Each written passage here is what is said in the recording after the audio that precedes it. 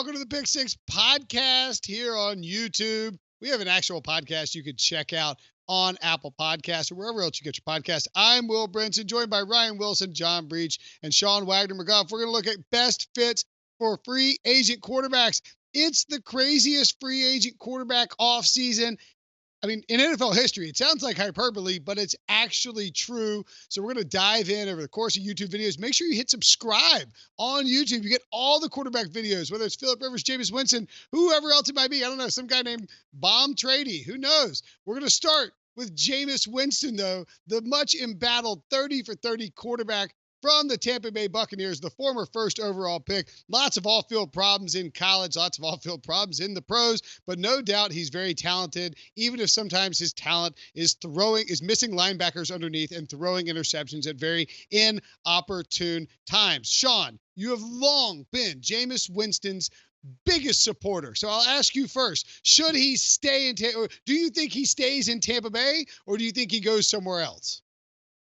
Look, this is what I'll say about Jameis Winston, and I'm being completely serious. He's the best two-way player in the NFL. 33 touchdown passes, 30 interceptions. He helps both teams. Look, if you would have asked me this question in December, I would have said he is staying. You don't throw away 25-year-old quarterbacks. You still have that kind of potential. Who you took with the first overall pick. They just invested so much into him already. Clearly, there is still promise attached to that golden arm. But now, if you look at the way that season ended, I really think that 30th interception, that 7th pick six, both of which set records, kind of broke Bruce Arians. He was supportive for so much of the season. I think the way that season ended in overtime just really summed up a very talented team that couldn't get out of its own way because they have a quarterback who can't stop giving the ball away to the other team. I think now Bruce Arians wants to move on. I think he understands. He came into the situation thinking, I can be the one to cure Jameis Winston. I am a quarterback whisperer. I can prevent the interceptions. I think he learned firsthand over those 4 months that he is not the guy that can do that because nobody probably can. I think they're going to be looking for upgrades, and I don't think they want to use the franchise tag because they have someone named Shaq Barrett who is a sack machine that they would rather use it on. So I think he is going to move on if the Buccaneers can lure a better option in free agency. It just depends if they can get someone like Rivers to pick them over a team like the Colts.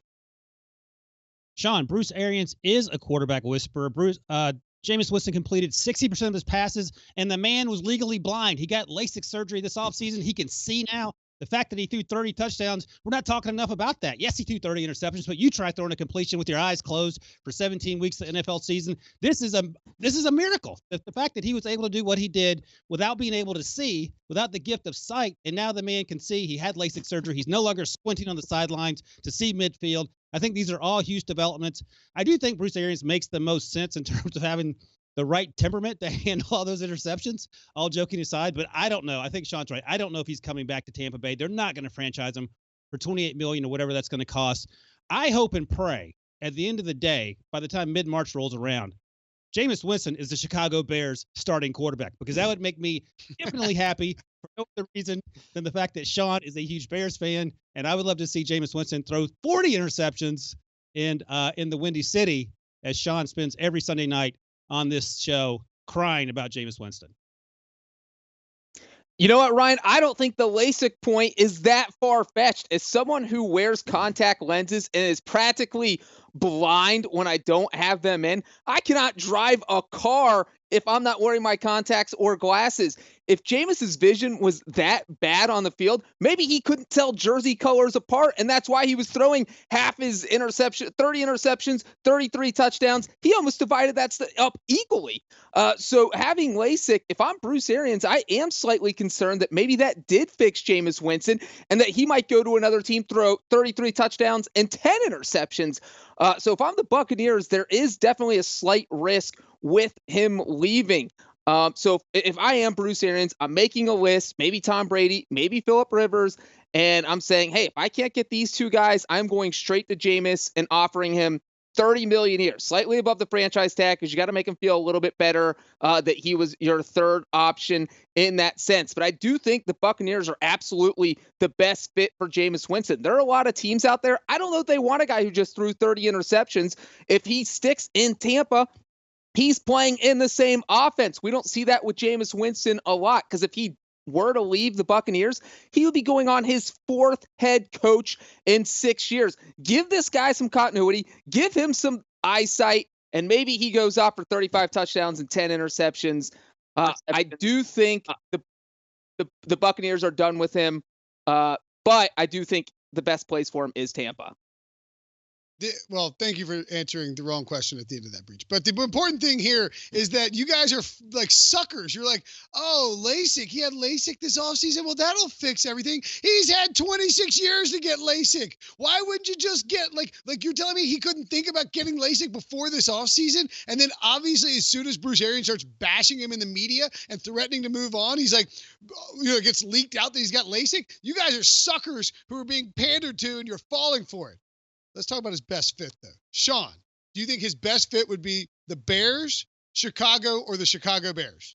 No. Look, I have been saying from last summer that Jameis only has one perfect destination, and that is the Las Vegas Raiders. I'm going to stick by my guns. I'm not going to pivot. No, he should not wind up in Chicago. Ryan Pace, don't do it. Good thing is Ryan Pace won't do it because Jameis is better than Trubisky, and Ryan Pace wants to have a rigged quarterback competition so Trubisky can win it. That's a story for another day.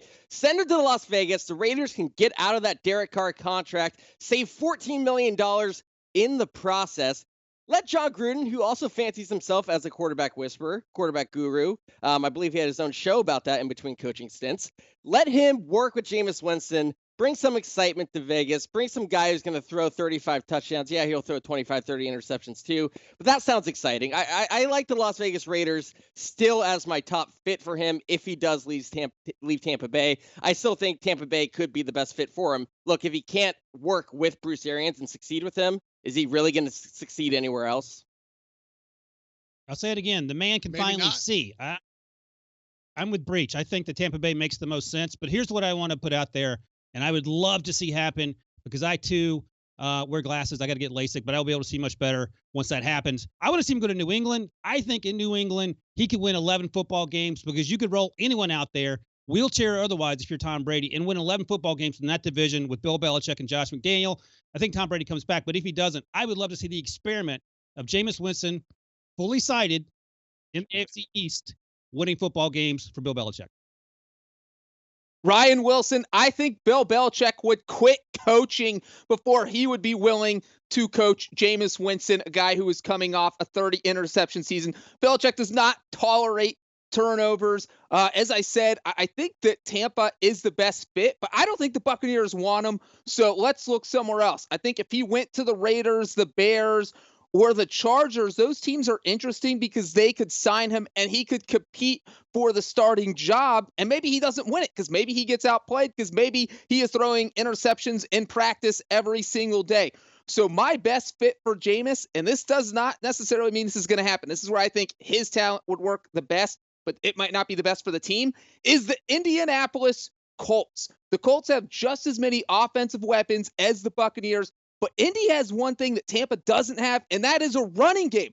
They have Marlon Mack. When you have a running game, that means your offense doesn't have to revolve around Jameis Winston. As we saw last year in Tampa, you do not want your offense fully revolving around Jameis Winston because he is an interception throwing machine.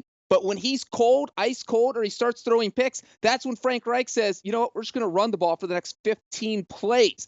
Colts did that against the Chiefs in 2019, and they beat them because they just kept running the ball. It's something the Colts offense can do.